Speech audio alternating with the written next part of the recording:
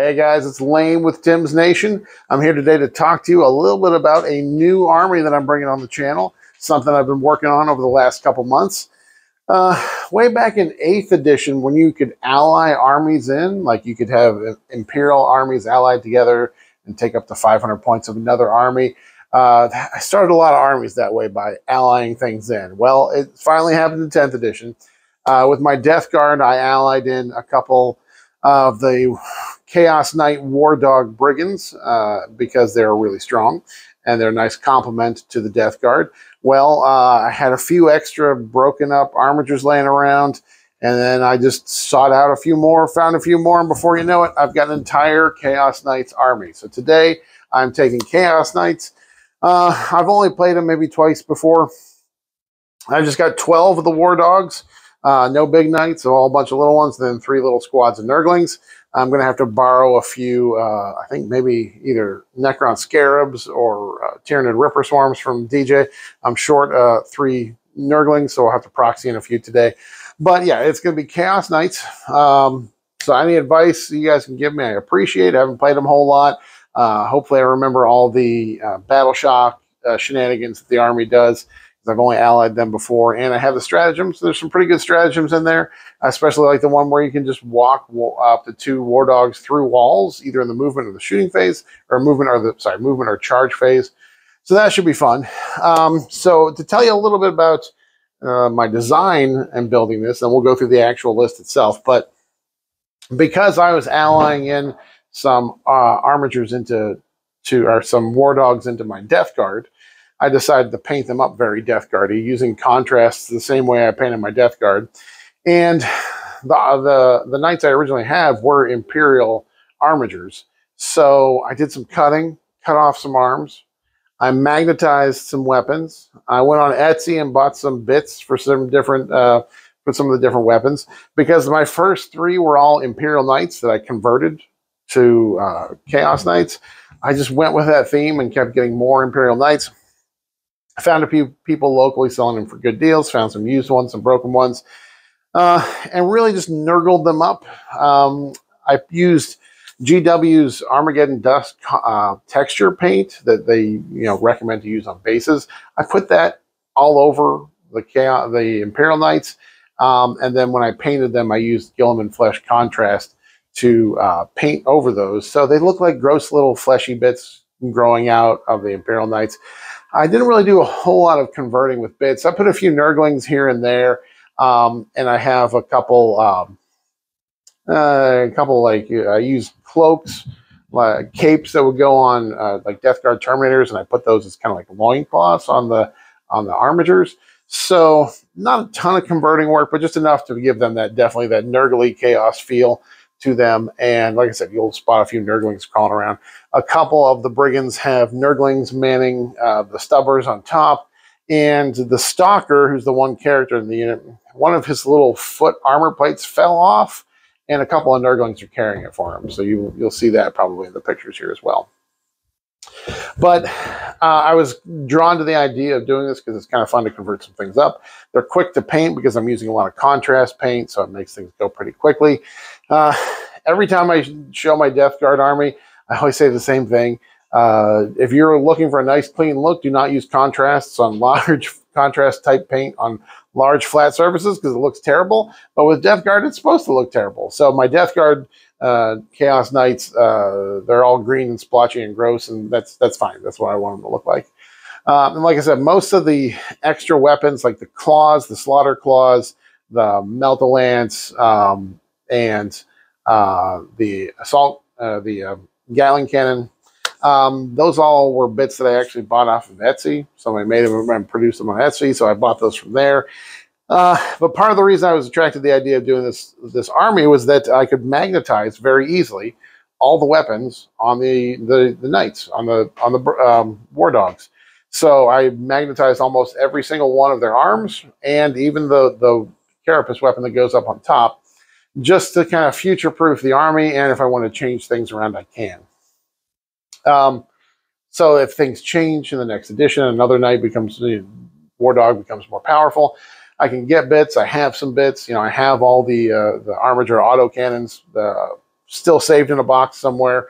So I have all those. I can use those if those turn out to be better in the next edition or whatever it may be. But the idea of being able to future-proof it by magnetizing everything, and it was easy to magnetize, very easy to magnetize the weapons on the armatures, the war dogs. So that was another reason I wanted to do it. So we'll go through the list here. There's only a couple things. I think 2 of the knights are missing the claws. I've still got a couple bits coming in the mail, so 2 of them are missing those. And like I said, I've only got 2 squads of Nurglings done. I'm using 3 today, so I'll have to borrow some from DJ. But other than that, everything's pretty much WYSIWYG.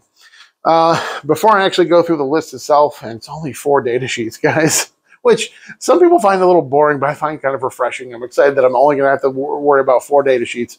So the War Dog Brigands, these are the shooty ones that have the Melt-A-Lance, the Super Melt-A-Gun, and the Gatling Cannon.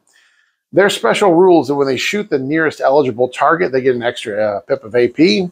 And there was some discussion about whether the Havoc launchers, the indirect launchers on the top of the carapace, if you took those, if that would mess with the nearest eligible target.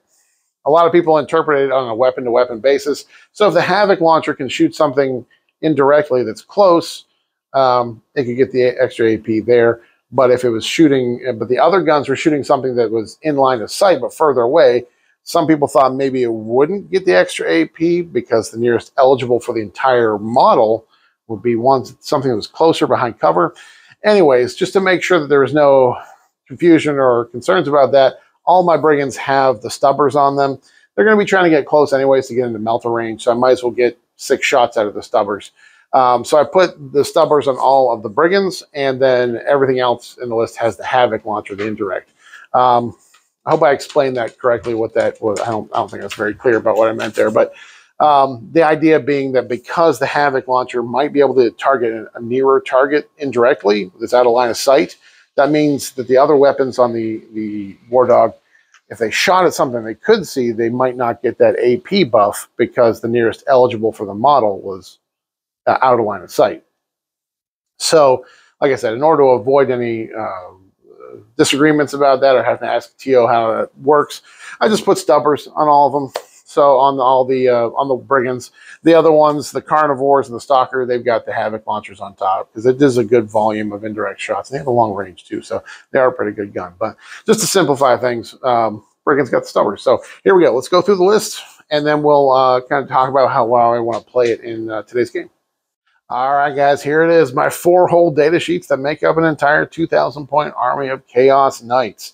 So first, just to go over the Chaos Knight rules a little bit, and I'm doing this for your benefit as well as mine, because like I said, I've only played this army a couple times and usually use these as allies. So the actual army rules for Chaos Knights. Number 1, there is, starting in the first battle round, anytime an enemy is within 12 inches of this model, when that enemy unit has to take a battle shock test, you subtract, or a leadership test, you have to subtract 1 from that test. So it makes enemies that are near within 12 inches more likely to fail their battle shocks. Then starting in the third battle round, anytime one of my Chaos Knights attacks a battle shocked unit, I get to add 1 to the wound roll. So I'm better at killing battle shocked units. And also, anytime a battle shocked unit attacks one of my Chaos Knights, they subtract 1 from the hit roll, meaning it's harder for a battle shock unit to hurt me. So those are going to be in effect. And then the actual detachment rule for the Traitorous Lance detachment basically means that every time we are in my opponent's battle shock step in their command phase, if they have a unit that is within 12 inches of a Chaos Knight and is below full strength, not below half strength, if it's below full strength, starting strength, then it takes a battle shock test. So if it's a 20-man unit and it's got 19 models left in that unit, it's got to take a battle shock. If it's a big vehicle with 24 wounds and one of those wounds is gone, it's at 23 wounds, and it has to take a battle shock, provided, again, that it's within 12 inches of one of my Chaos Knights. So definitely some rules that affect battle shocks. I know that the leadership is not great for the AdMech, so this may come into play. We may have them failing a few battle shocks. So definitely stay tuned to the game to see if I, number 1, actually remember those rules, and number 2, if they come into play in the game. Moving on to the list itself. So the actual list, there's one of the War Dog types is considered a character, so I have to have a character. So I'm taking a War Dog Stalker. The Stalker, he is equipped with the chainsword. Now let's see what the Chaos version of this is called. The Reaper Chain Talon. So it has a strike and a sweep profile. I'll go over this just because the carnivores have this as well. So let's see here. The Reaper Chain Talon strike is 4 attacks, weapon skill 3, strength 10, AP 3, 3 damage. And then the sweep is 8 attacks, hitting on 3s, strength 8, AP 2, 1 damage. So it would be able to swing through some stuff pretty quickly. And then the ranged weapon I put on this is the Demon Breath Spear. This is the Melta Lance. 2 shots hitting on 3s, strength 12, AP 4, D6 damage, but it's Melta 4. And the Havoc Launcher on top. The Havoc Launcher you're going to see a lot of here. It's 48-inch range for some reason. D6 shots. It is indirect. It is blast. Hits on 3, strength 5, AP nothing, 1 damage. But into the AdMech, it'll actually be pretty useful into the smaller units because I'll be able to pump some indirect fire into some hidden units. So the Slaughter Claw, or not the Slaughter Claw, I'm sorry, what's this guy called? The Stalker. The Stalker, his special rule is just that anytime he attacks on an enemy unit, and if there are no other enemy units within 6 inches of that target, you add 1 to the wound roll.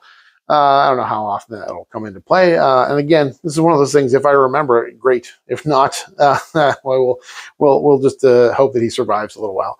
So all these Chaos Knights look pretty same because they're similar because their paint jobs are almost all the same. So the Stalker does have the chainsword, and he has the Demon Breath Melta gun. But the character one is the one that's got 2 little nerdlings carrying one of his foot armor plates out in front of him. So he's got that. That's how you can distinguish it on the table. Next, we have 6. Yes, 6 of the War Dog Brigands, because these things are battle line. I can take 6 of them. These are what you commonly see allied into Chaos armies because their battle sheet or their data sheets are pretty good. So the data sheet on this thing, his special rule, first of all, is whenever he shoots at something that is the nearest eligible target, he gets an extra pip of AP. So you improve the AP characteristic of that attack by 1. As for all of his guns, whenever they shoot the nearest eligible target. So the guns that he has the Avenger Chain Cannon, so his Gatling Cannon, 12 shots. For some reason, the War Dog Brigand just hits on 2s. His ballistic skill is just naturally 2. So 12 shots hitting on 2s, strength 6, AP 1, 1 damage. This should be really good into all the AdMech infantry I'm going to be looking at on the other side of the table. And then the Demon Breath Spear, a 24-inch range Melta. Again, ballistic skill 2 for him. So hitting on 2s, 2 shots, strength 12, AP 4, D6 damage. Melta 4, so when I get within 12 inches, you'll get +4 to the damage on that thing. Of course, the stubber on top of these guys, all 6 of the Brigands have the stubber. Each one gets 3 shots. Again, ballistic skill 2, strength 5, AP nothing, 1 damage, but they are rapid fire 3. So if I'm within 18 inches, we get 6 shots with each of those. So the Brigands, I will probably put a couple of these into reserve.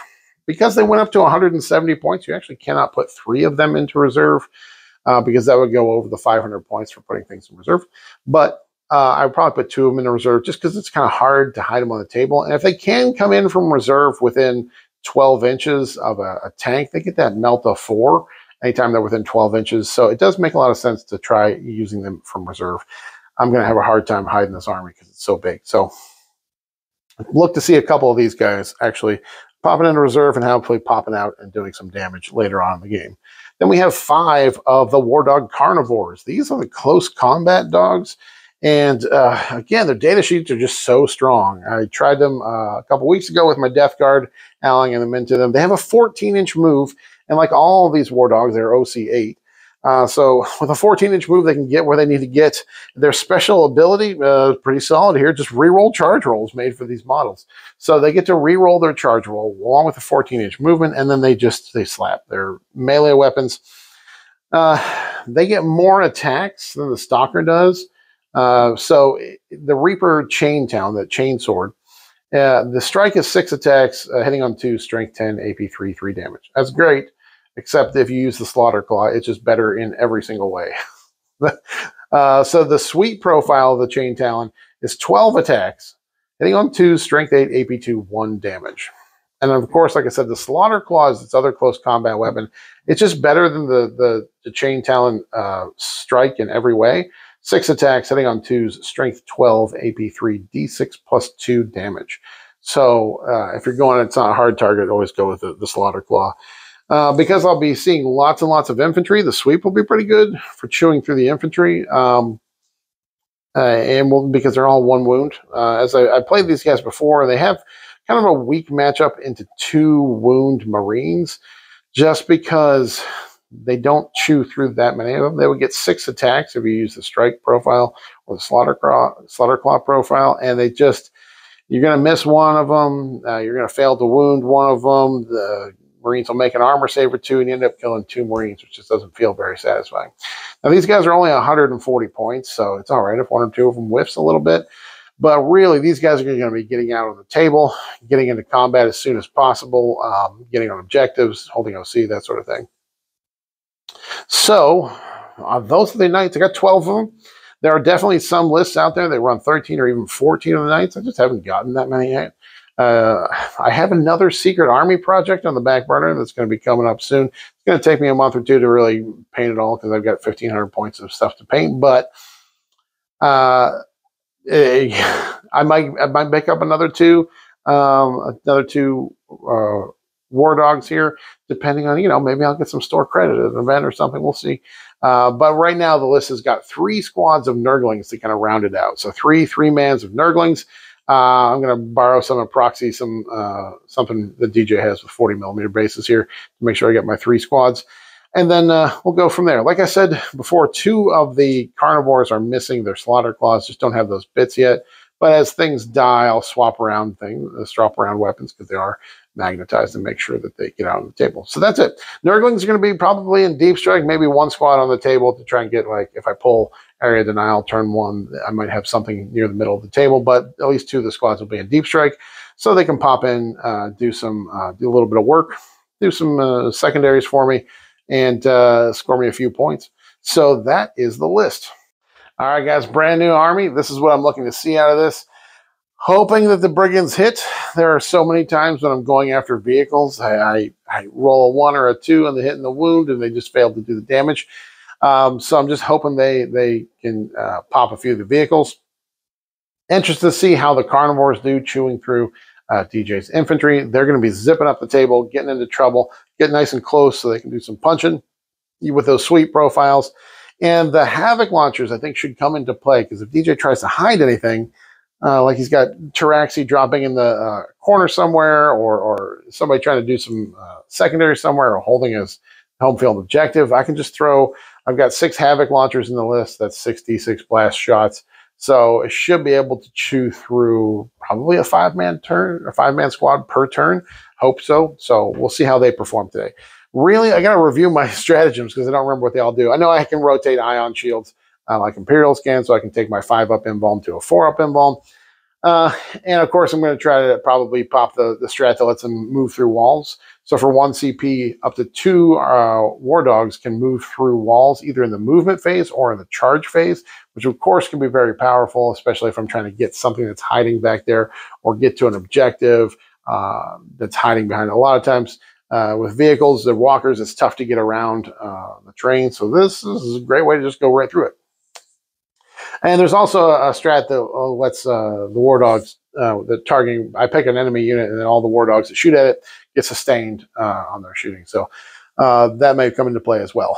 Really, I'm just hoping I remember the 3 different rules that affect battle shock tests for my opponent, and hopefully they come into play a little bit and see if they actually make a difference in today's game. All right, that's the list, guys. Let's see how this performs into the AdMech. We're going to jump over to the battle report video. Follow me over there, and I'll see you there.